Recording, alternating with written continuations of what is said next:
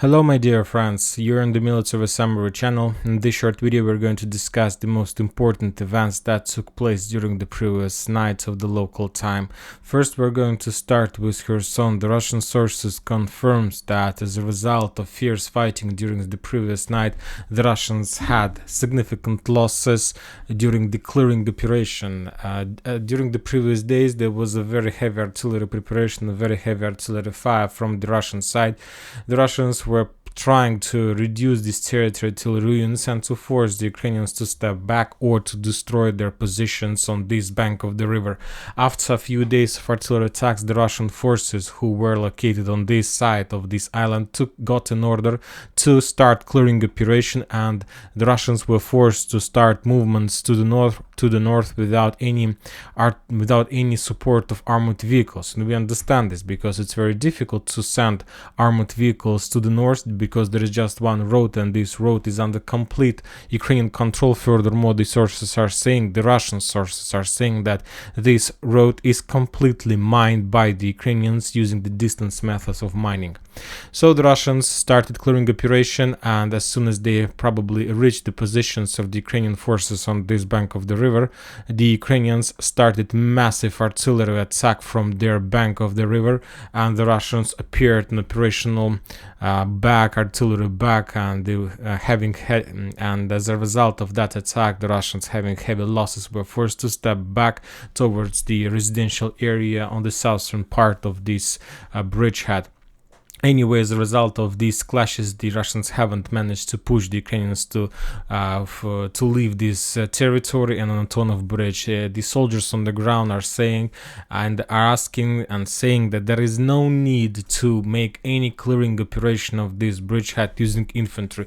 The only thing that the Russians on the ground on this territory needs is that the Russian commanders take a decision to use guided bombs, missiles, any accurate shell to destroy and to bomb this territory without any clearing. So this is another day of battle of Antonov bridge. Now we're moving further to Orechov, Zaporizhzhia front line, to Bradley Square.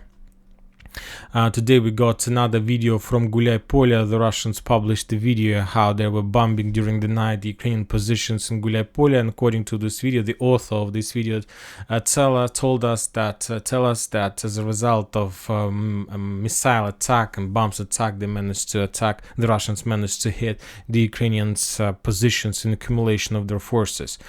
Today we got another geolocated confirmation of destroyed Ukrainian armored vehicles in the fields in the vicinity of Vremivka tactical bridgehead. This video came today from Rovnopol. This is the area where the Ukrainians were trying to attack during the previous attempts.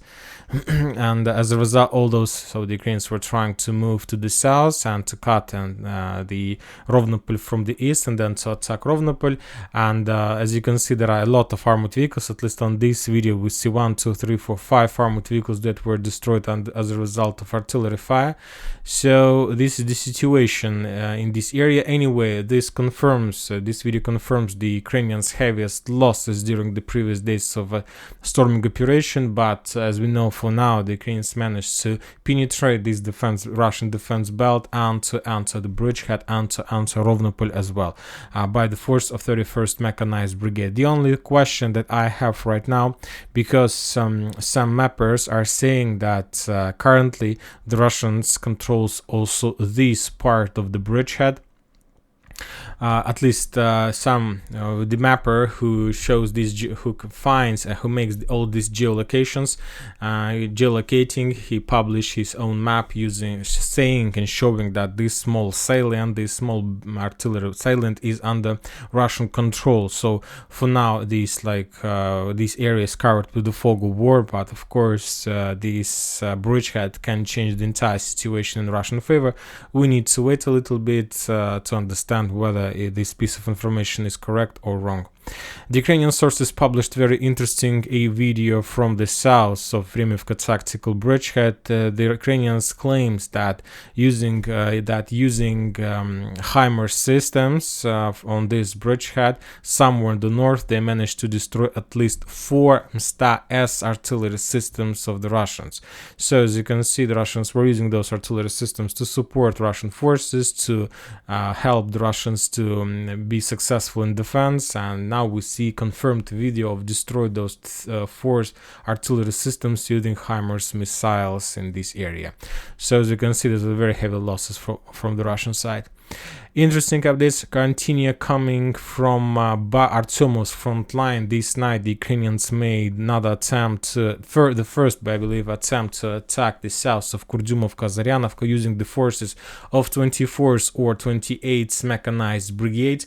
The Russians reported they managed to repel attack on the north of Gorlovka. So for now this video is geolocated but not so accurate, because it's a very fresh video and I was trying to geolocate this video myself. Just the brushes and the report that this event took place in the north of Gorlovka forced me to put this icon exactly in this area. Anyway, a very big Ukrainian convoy started moving in direction of Kurdyumovka, in direction of the channel from Gorlovka. The Russians managed to discover and spot this armored fist, and they started bombing and shelling these forces using all types of artillery they have.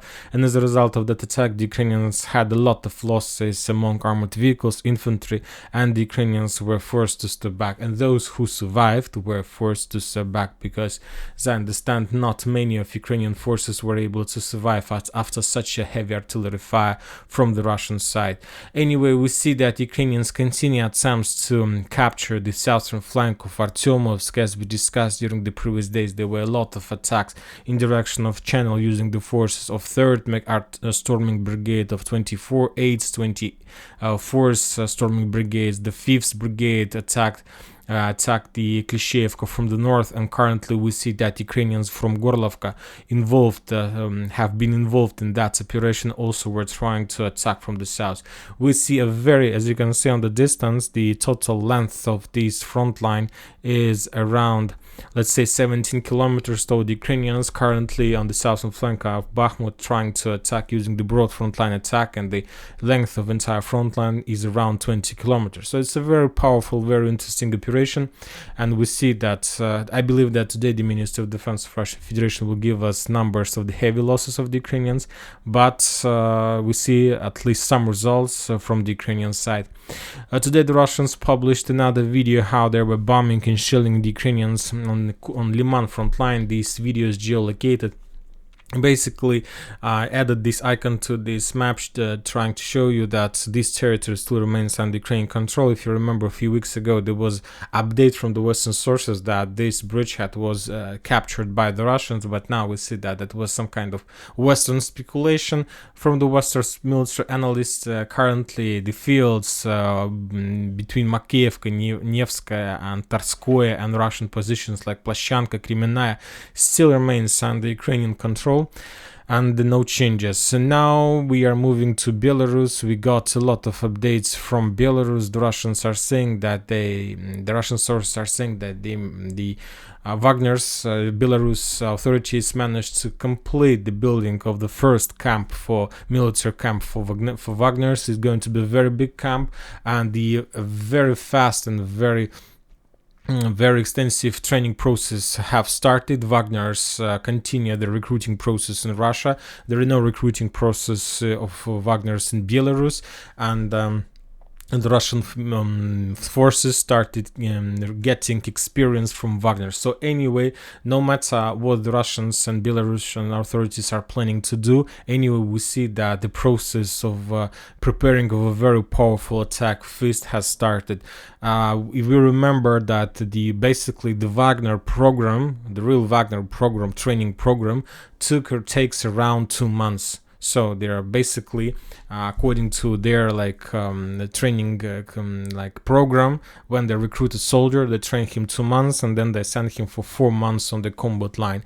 So today is the end of June, so basically somewhere in the middle of August, by the end of August, the forces who are currently trained on the territory of Belarus will be ready to start acting and to join any military operation on the territory of Ukraine. So basically we can expect the activation of Wagner somewhere in August. The first portion, those who are currently 25,000 soldiers in Wagner, can start any operation by the end of July, and the reinforcements will arrive somewhere in the end of August.